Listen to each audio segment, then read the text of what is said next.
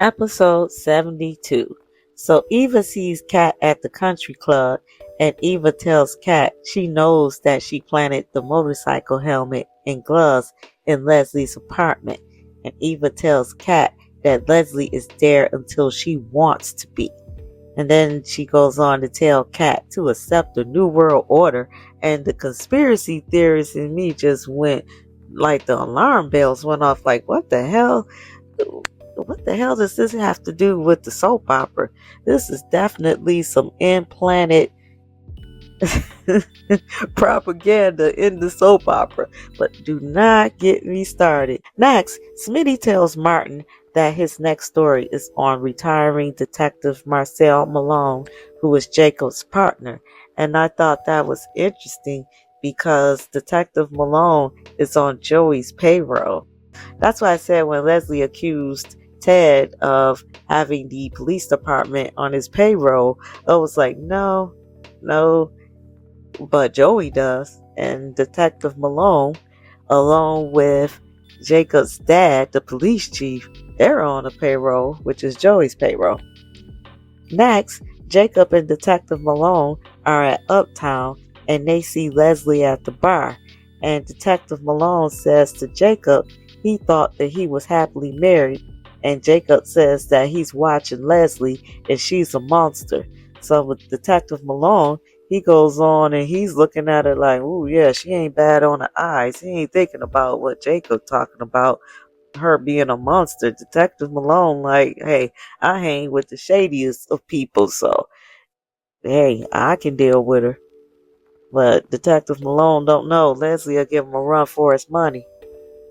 So Jacob tells Detective Malone he couldn't get the warrant to get Leslie's DNA, and so Detective Malone tells Jacob he wouldn't be so heated up regarding Leslie if she didn't get on the wrong side of his wife's family. And Jacob says that Leslie's a threat to society. Oh, she is a threat, but I agree with Detective Malone. I think he really has it out for her because of Kat being on his bumper all day long and just being married to Naomi. Next, Ted sees his hater partner at the country club and the partner of his firm, and he's asking out loud if Ted is made up with Nicole, and talking about if he had Nicole, he wouldn't have strayed, and it's like blah blah blah. Just then, Nicole appears and says that Ted isn't as smart as he is, and I'm like, get the hell out of here! Ain't no telling what Ted's partner's up to. It's always somebody like him talking all that junk, and then their life is worse than the person they're trying to talk about. Next, the hater tells Ted Nicole looks like she's doing fine without him, and that he's going to try to help Ted any way he can. And if Ted is smart, he wouldn't accept any help from that hater, because that hater ain't going to be trying to help him. He's going to try to sabotage. So he goes on to tell Ted he better hurry up and win Nicole back before she moves someone else into that big beautiful house. And see, that's what I'm talking about. That's how we know you're a hater and you're not a friend for real. And if I was Ted, I would keep your ass far away from Nicole. Next, Kat tells Mona that she has a way with Cray Cray and that she needs her help so that they can get Leslie out of their lives forever. So Kat is up to another scheme, and we wonder what this one is going to be. Hopefully it's not going to be something that backfires. Detective Malone tells Jacob if he isn't willing to bend the rules, don't complain when things don't go his way. And see, Detective Malone, that's all he's been doing. We can tell that by him being on Joey's payroll. So he's telling Jacob, your problem is you follow the rules too much, and you ain't never gonna get what you want if you keep following the rules. So Jacob says that he likes to think that things have changed since his dad became chief, and that is such a laugh. I know Detective Malone was saying to himself, if you only knew your dad is on Joey's payroll too, he ain't no better than I am.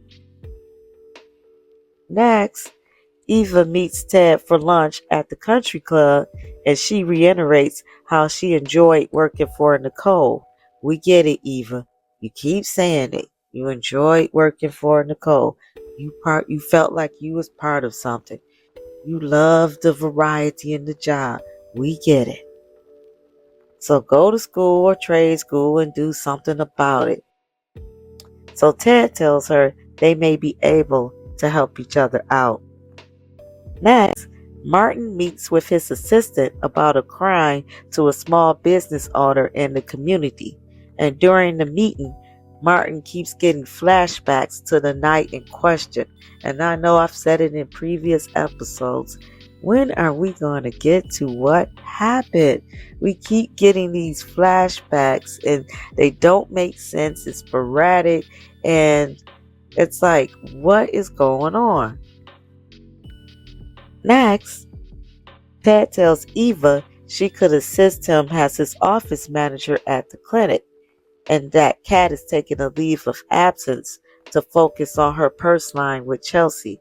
So see, Eva don't need to keep complaining about she missed working with Ted and Nicole because she'll be working with her dad, Ted. Must be nice having Ted as a dad. Next, Andre tells Ashley the documentary is officially done and she doesn't have to worry about him roaming around the hospital. And I know Derek's going to be happy about that too. Ashley goes on to tell him about some new issues that her and Derek is having, and that's the problem. She keeps telling Andre her business, her relationship business. Stop doing that. And then she sits there and you wonder why Andre thinks that he may have a chance because she just keeps on complaining about Derek.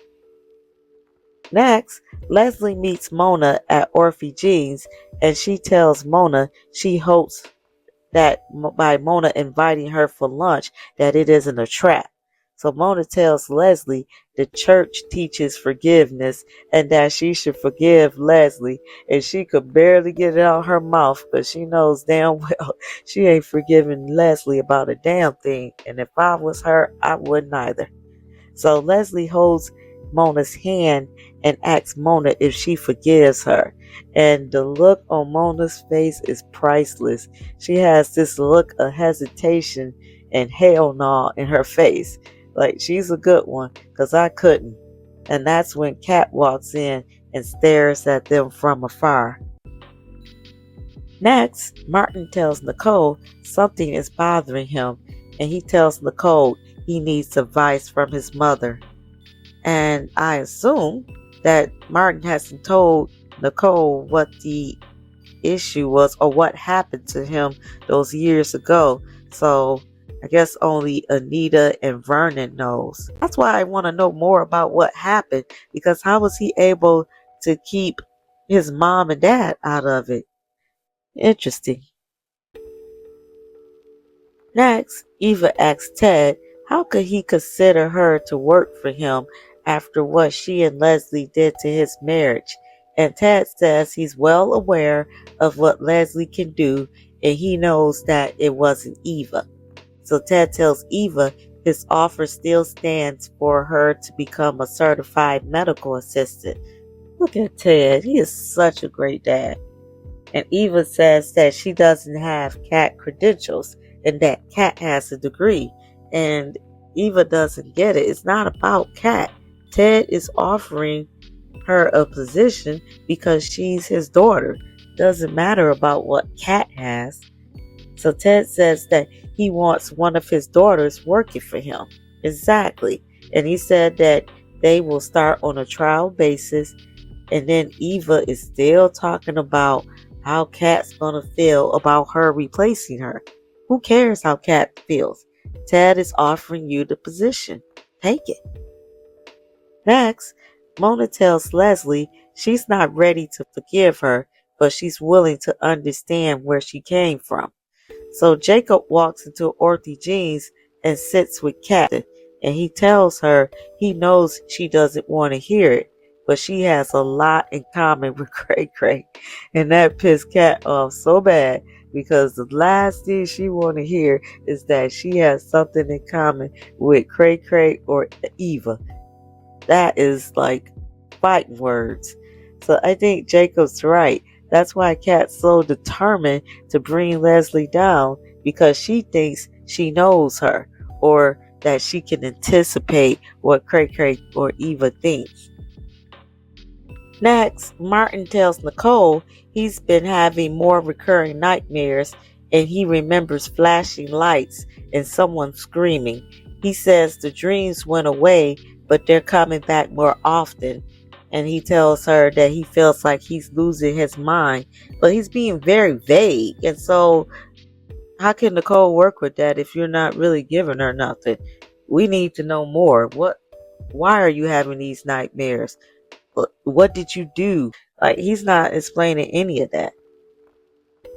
Next, Kat tells Jacob he tried it when he tried to compare her to Satan in a wig, and she says that she's just determined because that witch Leslie came after her family and used her daughter to do it. So Jacob asks, why did she call him to meet her there? Because like her, he's tired of Leslie getting away with her crimes. Next, Mona tells Leslie there's something on her face, and she wipes Leslie's face with a napkin. Okay, so now I get it. Now I know what Kat's plan is. She's getting Mona to get Leslie's DNA so that Jacob can test it. Alright, and so, I mean, it's smart because even Leslie, she doesn't suspect anything. So, okay, Nancy Drew, you got something with this one. So Mona tells Leslie that she took delight in Nicole's pain, and that's the part she can't get past, and that's the part that she won't forgive. And then Cray Cray's looking at her like, what? I thought you forgave me. And Cray Cray should have known better. Next, Nicole asks Martin, did he go through something traumatic that she doesn't know about? Exactly. That's the part right there. He needs to tell her what's going on. Because she's thinking that maybe the drama with Ted is the reason why he's having nightmares, or that something else in his childhood that she doesn't know about happened, and she doesn't know about what Vernon and Anita helped him cover up, as well as Bill. So Nicole tells him he needs to speak to a therapist who isn't his mother. So she's probably suspecting too that maybe somebody else can get him to open up, because it's obvious that he's holding back. Next, Ted introduces his hater partner to Eva as his daughter, their new office assistant. And the hater met Eva at the anniversary party. He was the one who opened up the closet door for her to get out. So he knows Eva well. Next, Leslie tells Mona it's cruel making her think that they could be friends again. And whatever, Leslie, it's cruel running Mona's daughter off the road or giving her potassium that stopped her heart. That's what's cruel. No, that's cruel. So Kat walks over to the table and gathers the napkin Mona used to wipe Leslie's face. And so Jacob tells Kat, is she serious? Like she's really doing this? And Kat says all Jacob has to do is test the napkin. And Jacob says he will have enough to arrest Leslie. And that ends the episode.